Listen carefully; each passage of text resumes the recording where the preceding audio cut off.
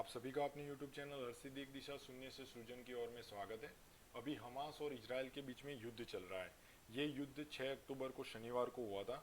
Hamas ने इस युद्ध के लिए 6 अक्टूबर को क्यों चुना, ये युद्ध के पीछे क्या राज है, ये शनिवार को जो योम किपुर त्योहार है, उत्सव है, जो यहूदियों का हुआ करता है, उसको मातम में क्यों बदल दिया गया। इसके अलावा जो इजराइल है, जो सेफ्टी सिक्योरिटी के लिए पूरे वर्ल्ड में जाना जाता है, उसकी आयरन डोम प्रणाली जो है वह क्या है और वो फेल कैसे हो गई। इसके अलावा ये हमास क्या है, इसके इतिहास के बारे में, और जेरूसलम, उसके अलावा अल अक्सा मस्जिद विवाद है, उसके बारे में हम आज के वीडियो में डिस्कस करने वाले हैं। आप सभी का फिर से अपनी चैनल में स्वागत है।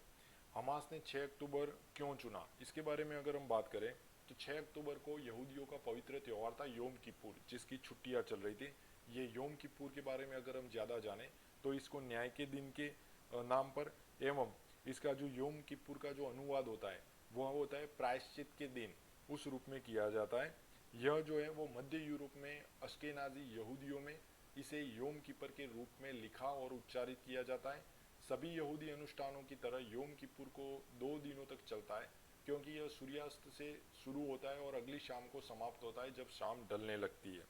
यहाँ पर आगे हम बात करें तो ये हमास ने इस 6 अक्टूबर को ही क्यों चुना। तो आप सबको पता होना चाहिए कि 6 अक्टूबर को यहूदियों का पवित्र त्यौहार था, और ये 6 अक्टूबर जो है उसमें 1973 यानी कि 50 साल पहले, जो कि अभी 50वीं बरसी चल रही है, इसको भी खास माना जाता है। 1973 में अक्टूबर में योम कपूर के दिन ही अरब देशों के संगठन ने इजराइल के कब्जे वाले इलाकों पर हमला कर दिया था, और परिणाम स्वरूप यहाँ पर युद्ध शुरू हो गया था।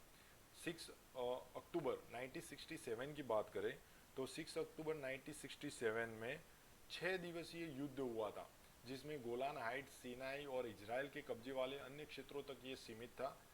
तत्कालीन अमेरिकी राष्ट्रपति रिचर्ड निक्सन द्वारा वैश्विक परमाणु चेतावनी जारी करने के बाद राजनीतिक तनाव अपने चरम सीमा पर पहुंच गया था।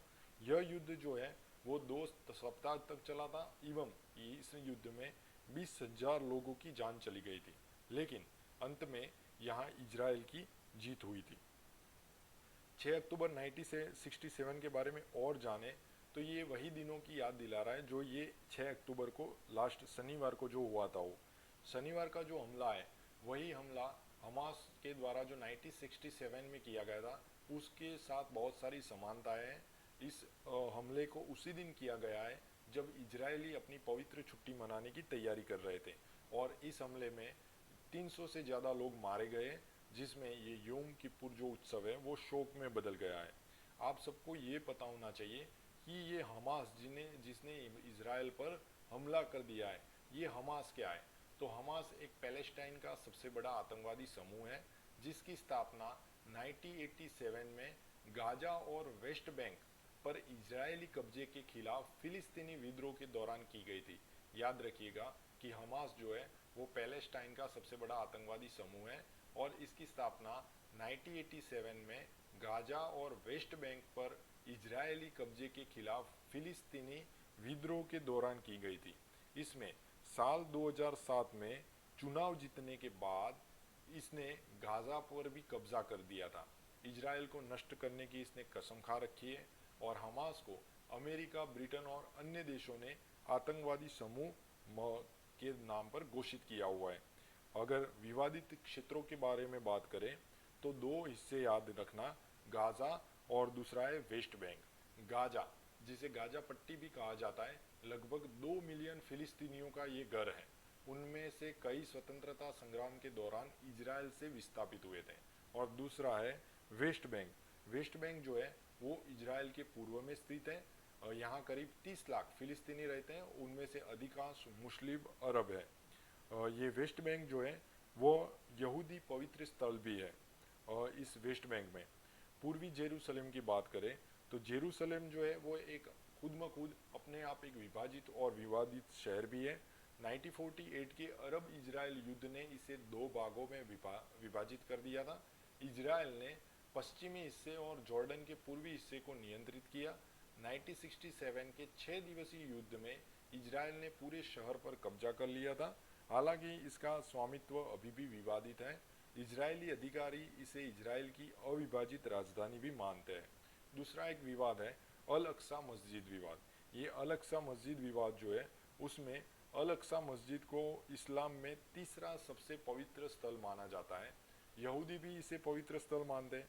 यहूदी इसे टेम्पल टाउन भी कहते हैं, जबकि ईसाइयों का मानना है कि ईसा मसीह यहीं अवतरित हुए थे और उन्हें यहीं सूली पर चढ़ाया गया था। यहाँ चर्च ऑफ द होली सेपल्कर है जिसके अंदर ईसा मसीह की कब्र है। हालांकि पैगंबर से जुड़े होने के कारण मुसलमानों को भी डोम ऑफ द रॉक में इसमें आस्था है। मतलब ये जो पूर्वी जेरूसलम है जहाँ पर अल अक्सा मस्जिद है, ये अल अक्सा मस्जिद जो है वो दोनों धर्मों के लिए पवित्र स्थान माना जाता है। दोनों देशों के बीच की भूमि की अगर बात करें तो 1948 में इजराइल के निर्माण के बाद से दोनों देशों के बीच कड़वाहट भी बढ़ी है। इस युद्ध के लगभग 2 दशक बाद इजराइल और पड़ोसी देशों के बीच भयानक युद्ध छिड़ गया था। यह युद्ध 6 दिनों तक चला था जिसमें इजराइल की जीत हुई थी। और 1948 के युद्ध में अरब देशों ने इजराइल से कुछ जमीन छीन ली।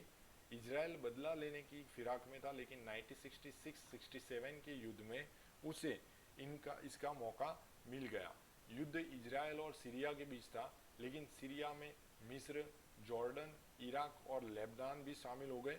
इजराइल ने पांचों देशों को हरा दिया था। 1948 की बात आगे करें तो 1948 में इजराइल के निर्माण के बाद से दोनों देशों के बीच कड़वाहट भी बढ़ी है। और ये जो युद्ध है वो लगभग जो आगे वाली स्लाइड थी वही रिपीट हो रही है।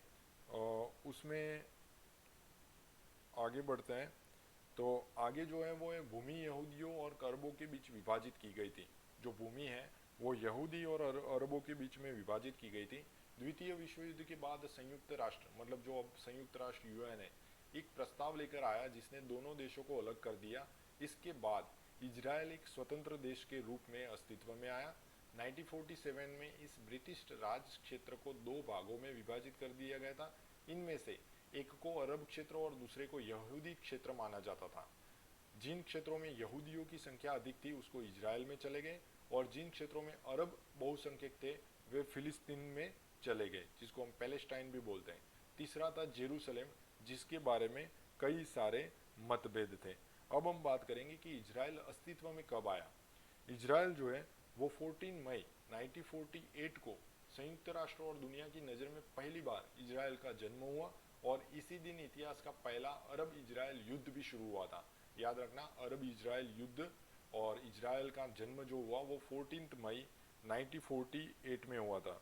यह युद्ध जो है वो 1 वर्ष बाद मतलब 1949 में समाप्त हुआ था, जिसमें इजराइल की जीत हुई थी और करीब 7.5 लाख फिलिस्तीनियों ने अपना इलाका छोड़ना पड़ा था। आखिरकार ब्रिटिश साम्राज्य ने पूरे क्षेत्र को 3 भागों में विभाजित कर दिया, इजराइल, वेस्ट बैंक और गाजा पट्टी। ये जेरूसलम इतना चर्चा में क्यों है? तो प्रथम विश्व युद्ध के बाद ऑटोमन साम्राज्य की हार पहले ही हो चुकी थी। मध्य पूर्व की पूरी तस्वीर बदल गई थी। युद्ध के बाद लोगों में राष्ट्रीयता की भावना जागृत हुई थी। द्वितीय विश्व युद्ध के बाद पूरा क्षेत्र ब्रिटिश नियंत्रण में आ गया, लेकिन जैसे जैसे यहूदियों की एक स्वतंत्र देश की मांग ने जोर पकड़ा, जेरूसलम में यहूदियों के लिए एक अलग क्षेत्र बनाने की भी मांग उठने लगी, जिसे केवल यहूदी ही अपना घर कर सके। जेरूसलम इजरायलियों के और फिलिस्तीनियों दोनों के लिए एक पवित्र स्थल है, शहर है। यह शहर इस्लाम, यहूदी और ईसाई धर्म में बहुत महत्व रखता है। तीनों धर्म के पैगंबर इब्राहिम साहब को अपने इतिहास से जोड़ते हुए जेरूसलम को अपना पवित्र स्थान मानते हैं। इसके अलावा अब बात करेंगे कि इजराइल और फिलिस्तीनी एक दूसरे के आमने सामने कैसे आए। शनिवार की सुबह की बात है, जिसमें फिलिस्तीनी आतंकवादियों ने इजराइल पर करीब 5 हमले किए। 1000 रॉकेट दागने के बाद हर तरफ तबाही मच गई। इस हमले के बाद इजरायली सेना ने कहा कि गाजा पट्टी पर हमला कर रहे हैं, ऐसा इसलिए क्योंकि हमास के आतंकियों ने इजराइल के खिलाफ युद्ध का ऐलान कर दिया है। इस घोषणा के बाद जेरूसलम में सायरन बजने लगे। सैन्य के द्वारा बताया जा रहा है कि इजराइल के कई इलाकों में आतंकी घुसपैठ कर चुके हैं। इसे ध्यान में रखते हुए इजराइल के नागरिक घर पर ही रुकने की सलाह दी गई। इसके अलावा इजराइल और फिलिस्तीनी के बीच दशकों से ये संघर्ष चलता आ रहा है। इसमें दोनों देशों के बीच बेहद आक्रामक अंदाज में युद्ध होता है। अगर एक तरफ से एक मिसाइल दागी जाती है तो दूसरी तरफ से कई और मिसाइलें दागकर जवाब दिया जाता है। इसके अलावा इजराइल एक यहूदी देश है, जबकि फिलिस्तीनी एक मुस्लिम देश है जिस पर हमास का शासन है। यह युद्ध इजराइल की स्थापना के पहले से ही चल रहा है। फिलिस्तीनी और अन्य पड़ोसी मुस्लिम देश इजराइल को यहूदी राज्य के रूप में मान्यता देने का विरोध कर रहे हैं। इसके अलावा इजराइल और फिलिस्तीनी की बात करें तो इजराइल और फिलिस्तीनी दोनों जेरूसलेम को अपनी राजधानी मानते हैं। दोनों देश दशकों से जेरूसलेम और गाजा पर नियंत्रण के लिए लड़ रहे हैं। चाहे शत्रुता की तलवारें भले ही इस्लाम के उदय के साथ तेज हो गई हो, लेकिन मूल विवाद तब शुरू हुआ जब ओटोमन साम्राज्य ढह रहा था।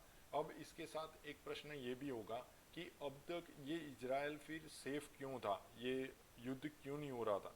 तो यहाँ पर याद रखिएगा, इजराइल जो है वो सेफ्टी सिक्योरिटी के लिए पूरे विश्व में जाना जाता है और इसके पास एक सेफ्टी सर्विस सिस्टम है जिसको बोलते हैं आयरन डोम प्रणाली।